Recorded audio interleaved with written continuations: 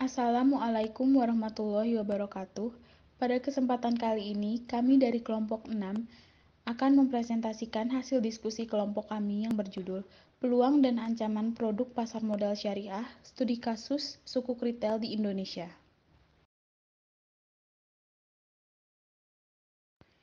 Sebelumnya, saya selaku moderator sekaligus pemateri ketiga mewakili seluruh anggota kelompok 6 ingin mengucapkan banyak terima kasih kepada dosen pengampu kami, yaitu Ibu Sinta Ayu Purnamasari, karena berkatnya kami dapat menyelesaikan tugas kami untuk memenuhi tugas mata kuliah Pasar Modal Syariah. Selanjutnya, saya akan memperkenalkan anggota kelompok kami yang terdiri dari Prigas Pandega Kesuma, yang kedua ada Dena Sefira Damayanti, kemudian ada saya sendiri Diah Noviana, kemudian Leli Harlena, selanjutnya ada Oktavia Riani Putri, Rido Pratama, dan yang terakhir Rika Setianingrum.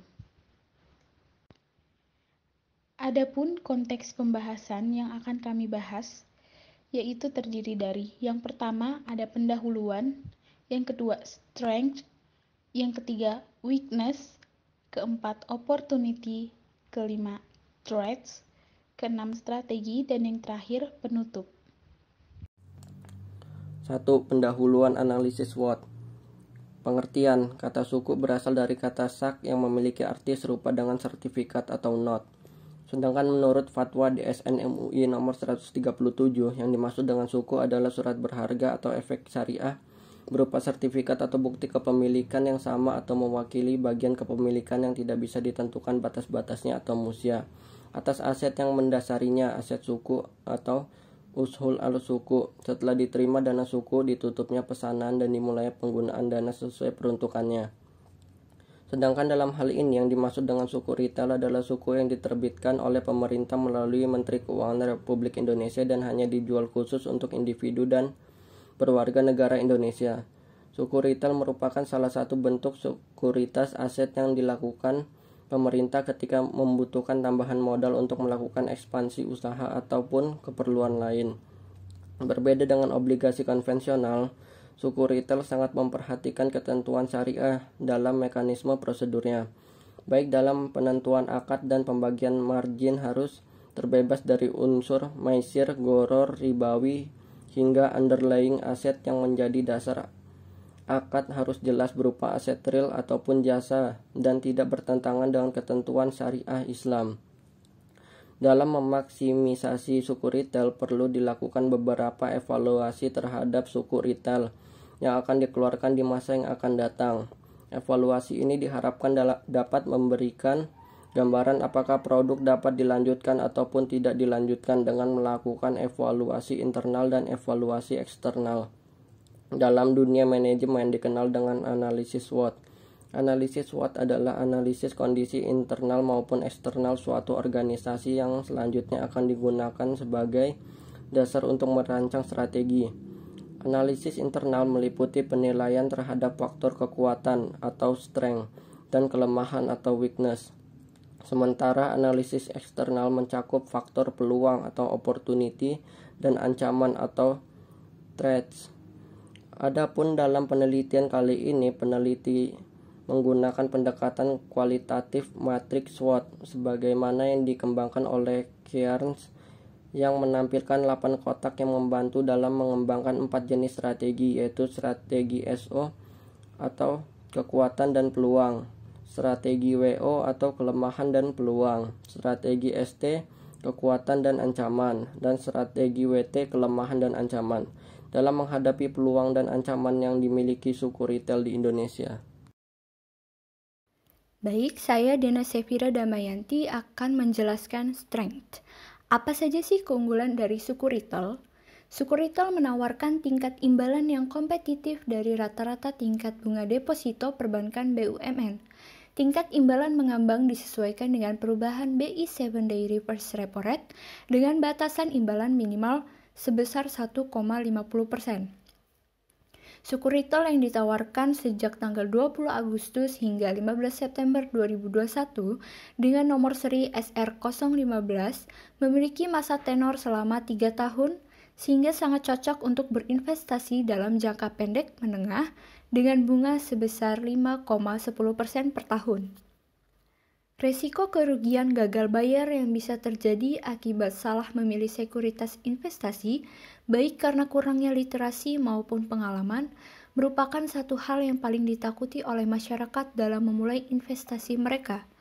Oleh karena itu, sebagai salah satu sarana edukasi dalam transformasi masyarakat yang berorientasi menabung, masyarakat yang berorientasi pada investasi, pemerintah kemudian menerbitkan suku retail yang terbebas dari resiko, tersebut dengan imbalan tetap yang dibayarkan tiap bulan, serta berpeluang memperoleh kupon, sehingga sangat cocok bagi para investor pemula. Keunggulan lain yang dapat ditawarkan suku negara adalah dapat dicairkan kapanpun meski belum jatuh tempo dan dapat dipindah tangankan tanpa ada penalti yang dibebankan. Hal tersebut tentu saja sangat bertolak belakang dengan produk deposito. Investor dapat menjual suku retail yang dimilikinya melalui agen penjual di mana ia membeli produk tersebut atau dijual melalui pasar sekunder dan berpeluang untuk mendapatkan kupon serta capital gain, yaitu selisih antara harga jual yang lebih besar daripada harga beli. Melalui investasi pada suku negara, masyarakat telah membantu bergotong royong untuk membangun berbagai infrastruktur guna mencapai kemajuan di Indonesia. Dana suku retail dapat menjadi solusi bagi negara dalam memperoleh pembiayaan yang lebih baik untuk memenuhi kebutuhan APBN daripada menumpuk hutang negara yang lebih tinggi lagi. Materi selanjutnya itu ada weakness atau kelemahan. Apa saja kelemahan yang terdapat pada sukuk retail? Beberapa kelemahan yang dimiliki oleh sukuk retail adalah adanya risiko gagal bayar atau default risk, yaitu kondisi di mana pemerintah selaku penerbit sukuk retail tidak mampu membayar atau mengembalikan pokok obligasi. Meskipun sukuk retail telah dimargin pembayarannya oleh pemerintah, akan tetapi peluang untuk terjadinya risiko ini masih tetap ada meskipun sangat kecil. Terbatasnya jumlah sukuk retail yang diperjualbelikan dalam pasar sekunder dapat menimbulkan risiko likuidasi, yaitu potensi kerugian apabila sebelum jatuh tempo pemilik sukuk retail yang memerlukan dana tunai mengalami kesulitan dalam menjual sukuk retail di pasar sekunder pada tingkat harga yang wajar. Kelemahan lainnya yang dimiliki oleh sukuk retail adalah risiko pasar, yaitu potensi kerugian bagi investor apabila terjadi kenaikan tingkat suku bunga yang menyebabkan penurunan harga sukuk retail di pasar sekunder. Kerugian atau capital loss dapat terjadi apabila investor menjual sukuk retail di pasar sekunder sebelum jatuh tempo pada harga jual yang lebih rendah dari harga belinya.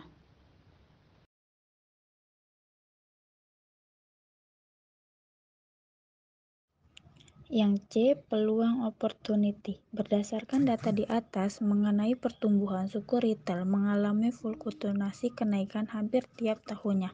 Data terbaru mengenai bahwa penjualan suku retail dengan nomor SR105 mengalami kenaikan dengan total volume pemesanan pembelian SR105 yang telah ditetapkan adalah 27 triliun 639 juta rupiah dan total investor baru SR105 sejumlah 14,590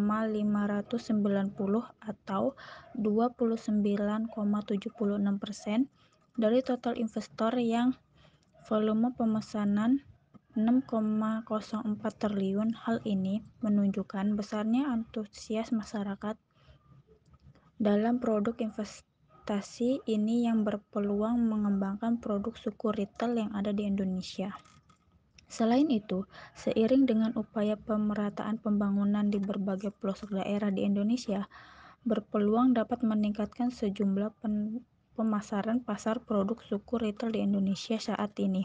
Pembelian suku retail hanya fokus pada daerah-daerah ibu kota saja seperti DKI Jakarta dengan nominal penjualan yaitu 9,43 triliun 34,94% dari total penjualan. Dari 15,427 investor, 31,47% dari total investor. Namun, dengan seiring pemerataan pembangunan yang harus dicanangkan pemerintah melalui APBN, tentunya dapat meningkatkan jumlah investor suku retail di Indonesia.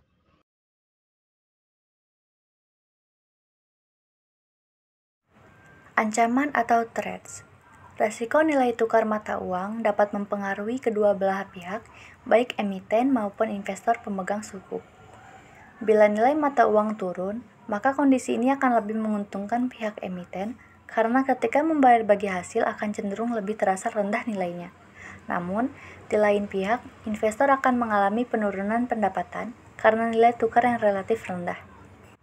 Tetapi sebaliknya, ketika nilai tukar mata uang naik, maka emiten akan membayar bagi hasil yang lebih tinggi kepada investor dan investor dalam kondisi yang diuntungkan.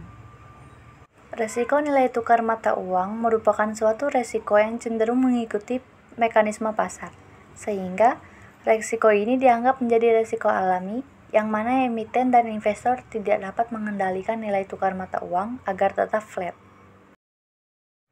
Ancaman lainnya juga terdapat ketersediaan instrumen investasi lain yang lebih menguntungkan, baik instrumen investasi syariah seperti reksadana syariah ataupun saham syariah, maupun instrumen investasi konvensional seperti obligasi dan saham. Hal ini tentu sudah tidak asing lagi dengan masyarakat yang telah terbiasa menggunakan akad maupun produk-produk konvensional, khususnya dalam kegiatan investasi mereka. Selain itu, literasi keuangan syariah di Indonesia yang hanya berkisar 8,93% menurut Survei Nasional Keuangan Indonesia tahun 2019. Artinya, dari rata-rata 100 orang penduduk di Indonesia, hanya terdapat 8-9 orang saja yang mengerti mengenai keuangan syariah. Hal ini tentu saja dapat menjadi ancaman dalam eksistensi sukuk retail di Indonesia. Karena bagaimana seseorang mau untuk menyalurkan dana mereka kepada produk investasi yang tidak mereka ketahui. Jadi teman-teman, setelah kita berhasil merumuskan item-item kekuatan, kelemahan, peluang, dan ancaman sukuk retail di Indonesia, tahap selanjutnya adalah dengan memasukkan item-item tersebut ke dalam tabel matriks SWOT yang dikemukakan oleh Kearns. Nah, dari hasil analisis tersebut, kita akan mendapati 4 strategi yang dapat digunakan dalam pengembangan sukuk retail di Indonesia dalam bersaing dengan instrumen investasi konvensional. Nah, strategi yang pertama yaitu strategi strength opportunities. Adapun hal-hal yang dapat dilakukan adalah yang pertama, pemerintah selaku penerbit sukuk retail hendaknya melakukan pengawasan dan peningkatan hukum syariah dalam sukuk retail yang ditawarkan kepada masyarakat. Kedua, sebagai salah satu upaya untuk meningkatkan minat masyarakat terhadap sukuk retail yang ditawarkan, maka pemerintah tentunya lebih menjamin dan meningkatkan pembayaran imbalan kepada para investor. Yang ketiga adalah meningkatkan keberadaan infrastruktur pendukung sukuk retail yang sangat dibutuhkan dalam meningkatkan kebutuhan masyarakat terhadap minat masyarakat mayoritas muslim ini. Nah, yang kedua ada strategi weakness opportunities. Adapun beberapa hal yang dapat dilakukan adalah dengan yang pertama, investor dapat menjual sukuk retail yang dimilikinya melalui mitra distribusi atau bank dan lembaga keuangan lainnya dengan mengikuti ketentuan dan persyaratan yang berlaku. Yang kedua, pemerintah selaku penerbit sukuk retail hendaknya lebih menjamin dan meminimalisir risiko gagal bayar. Strategi yang ketiga yaitu strength trades. Nah, adapun beberapa hal yang dapat dilakukan dalam strategi ini yaitu yang pertama, sebelum melakukan penawaran umum sukuk retail, pemerintah hendaknya melakukan analisis stabilitas sistem perekonomian. Yang kedua, pemerintah perlu melakukan peningkatan inklusi keuangan syariah melalui penyediaan sarana prasarana pendukung suku retail khususnya. Nah, strategi yang terakhir yaitu strategi weakness traits.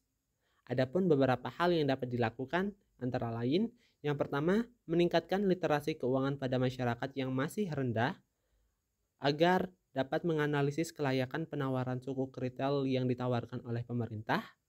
Yang kedua adalah peningkatan kualitas layanan agar dapat bersaing dengan instrumen-instrumen investasi lain, khususnya dengan investasi konvensional.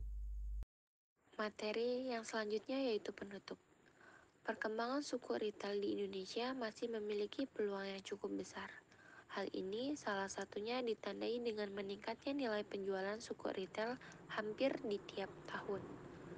Pemerintah selaku pihak penerbit dan penyedia infrastruktur hendaknya dapat meningkatkan percepatan pemerataan pembangunan dan inklusi keuangan syariah di Indonesia, serta meningkatkan kualitas produk agar dapat menjangkau para investor yang lebih luas lagi. Kendala dan ancaman suku retail internal maupun internal tersebut dapat dijadikan acuan oleh pemerintah. Dalam hal ini, Kementerian Keuangan untuk memperbaiki kinerja suku retail di Indonesia. Pemerintah dan mitra distribusi suku retail diharapkan dapat menciptakan iklim yang kondusif bagi masyarakat dalam rangka meningkatkan gairah masyarakat dalam investasi. Baiklah, itu tadi presentasi dari kelompok kami. Terima kasih kepada teman-teman yang sudah menyimak materi kami. Kurang lebihnya mohon maaf, kepada Allah kami mohon ampun. Wabillahi taufiq wal hidayah. Wassalamualaikum